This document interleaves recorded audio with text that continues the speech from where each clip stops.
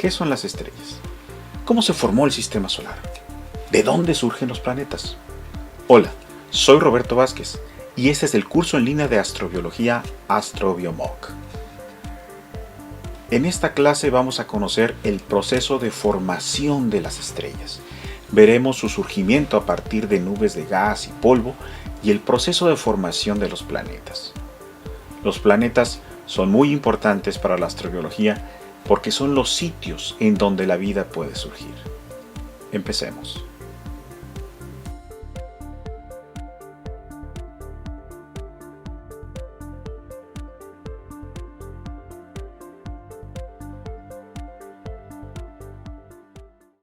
Y vamos a hablar acerca de la formación de estrellas y planetas.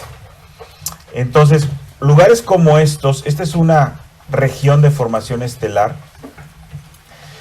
la nebulosa del Águila se llama, tiene muchos lugares muy interesantes, unas zonas brillantes, otras zonas oscuras, otras zonas con colores diferentes. Los colores, les había comentado, pues tiene que ver con la emisión del gas, el tipo de sustancias que tenemos, el tipo de radiación que lo hace emitir, etc. Cuando tenemos zonas oscuras, estamos hablando de zonas muy densas.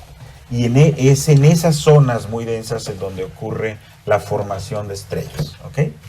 Entonces, la laminita dice que las estrellas nacen en nubes de gas y polvo así inmensas como esta, en donde incluso se pueden formar miles o hasta millones de estrellas en el mismo sitio, ¿no?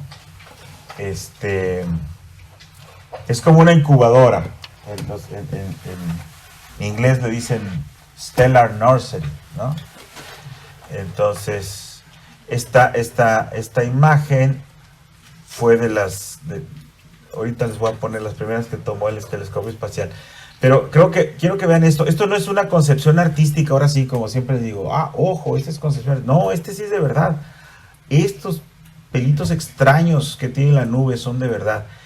Quiero que vean esto que está aquí. Es un chorro de gas que está impactando el material que está alrededor. O sea, parece como... Tiene dos chorros, uno para otro para el otro. Esos se llaman objetos Erbig-Haro. Lo descubrió el gringo Erbig y el mexicano Haro al mismo tiempo. ¿Por qué no se llaman Haro-Erbig? No sé. Pero bueno, hace muchos años.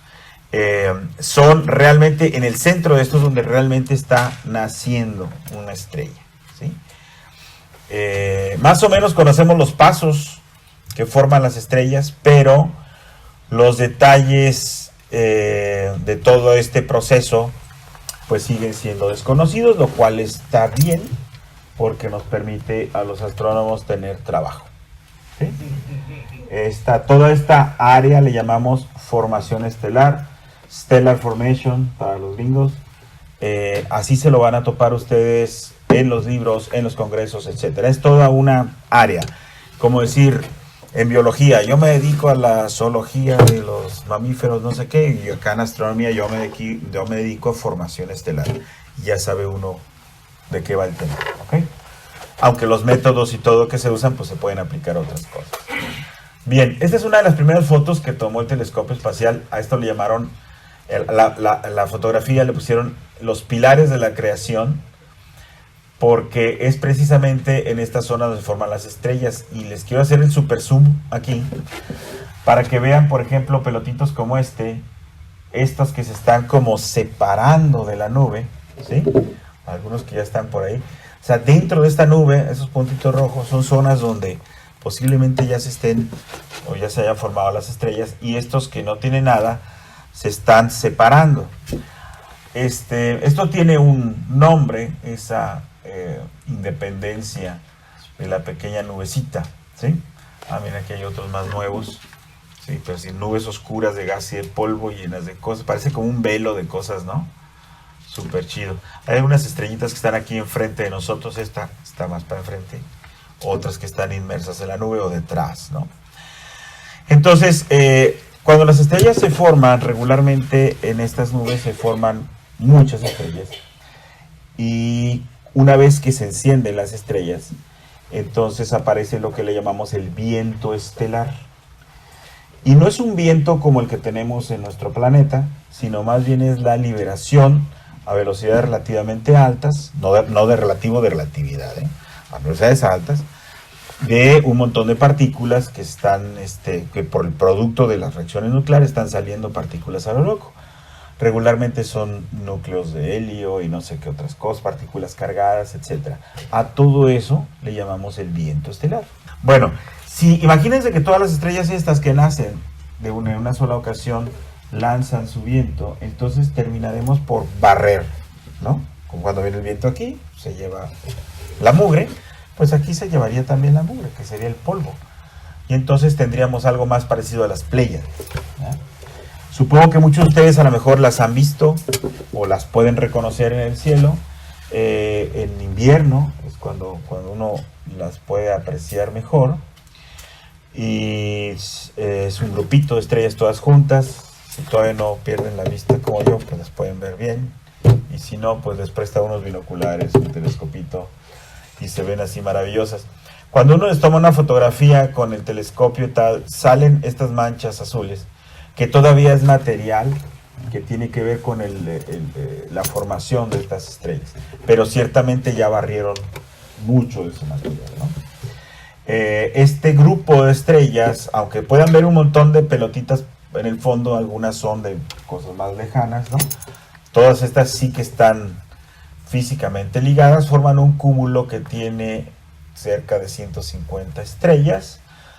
Tiene el diámetro, aquí todas caben en 5 años luz.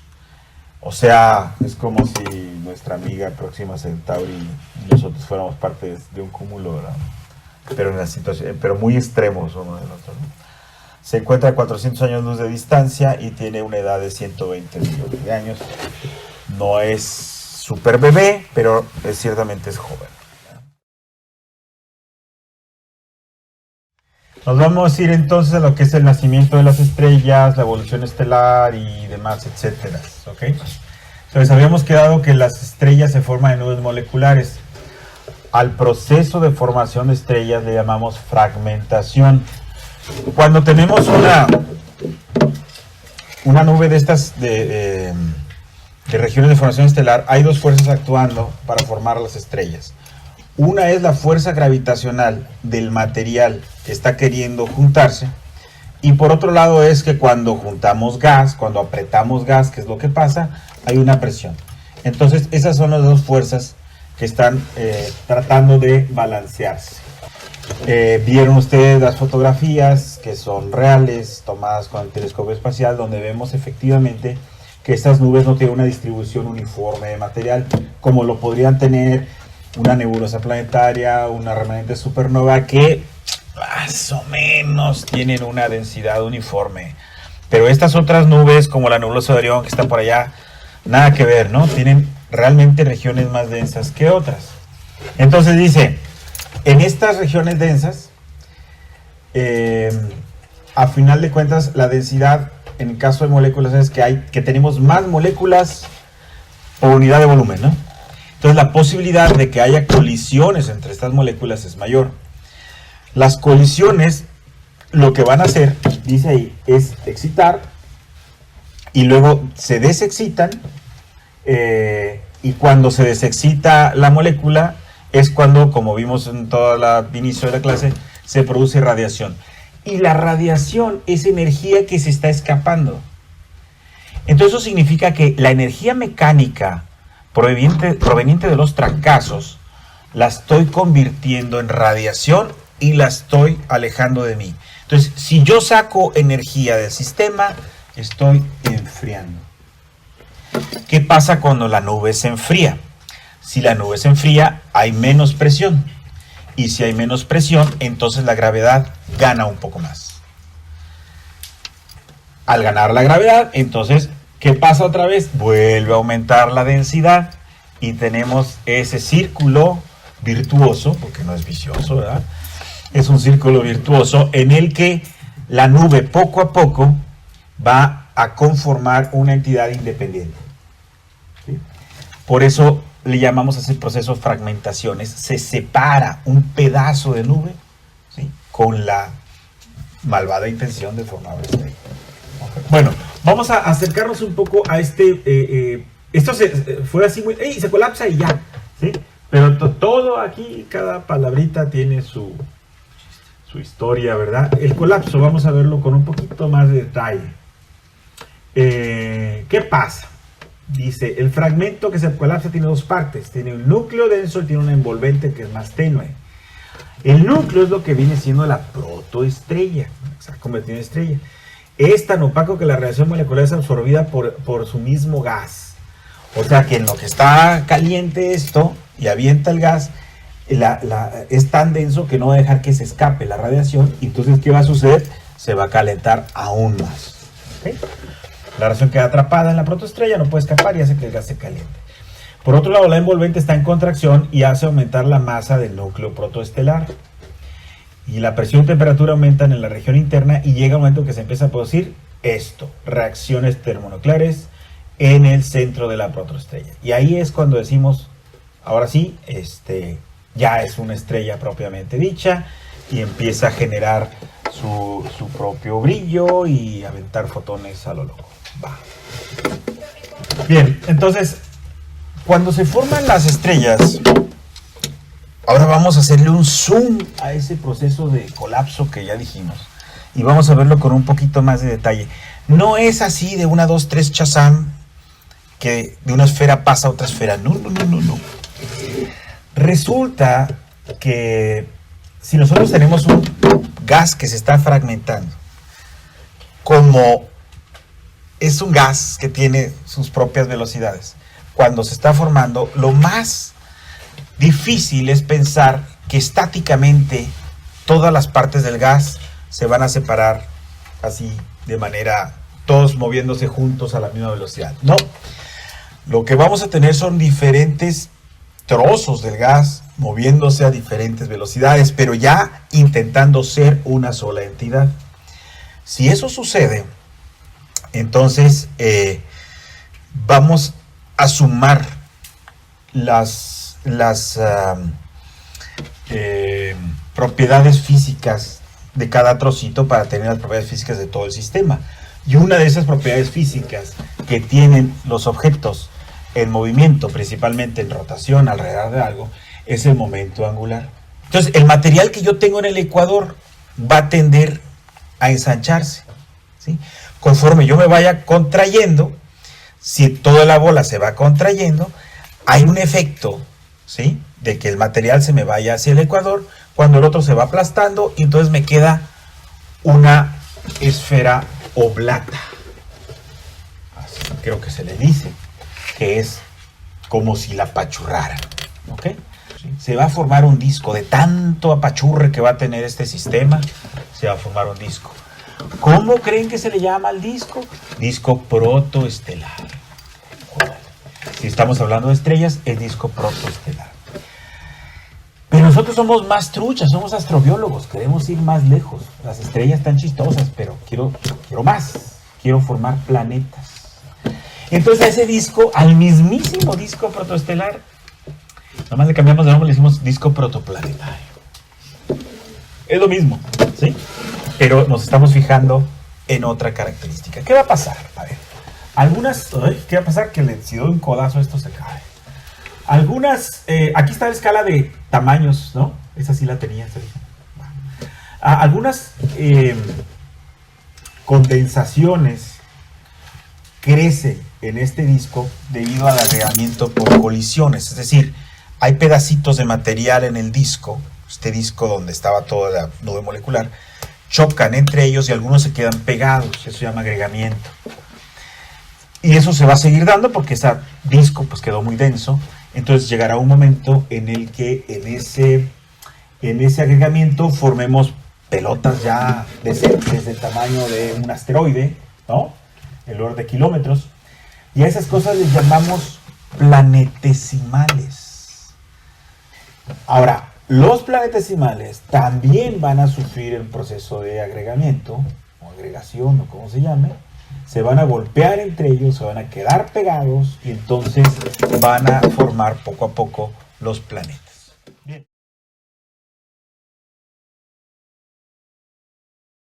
Realmente para la formación ya de los planetas hay dos modelos, el modelo clásico y el modelo de NISA. El modelo clásico, pues, comienza exactamente igual como habíamos visto en clases anteriores. Hay una teoría nebular que dice que una nebulosa grande empieza a tener un movimiento giratorio, ¿sí?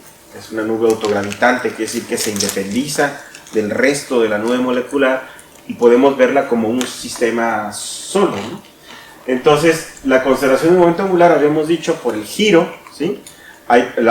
Se va aplanando cualquier cosa que ustedes giran, y entonces llegamos a la formación de un disco en torno a lo que sería la protoestrella. Entonces está comiendo material porque el disco le manda material, pero además en el disco mismo están ocurriendo cosas, ¿verdad? Entonces, ¿qué cosas ocurren en el disco? Tenemos partículas de polvo que actúan como un sitio para que se puedan pegar otras partículas. A ese fenómeno le llamamos agregación.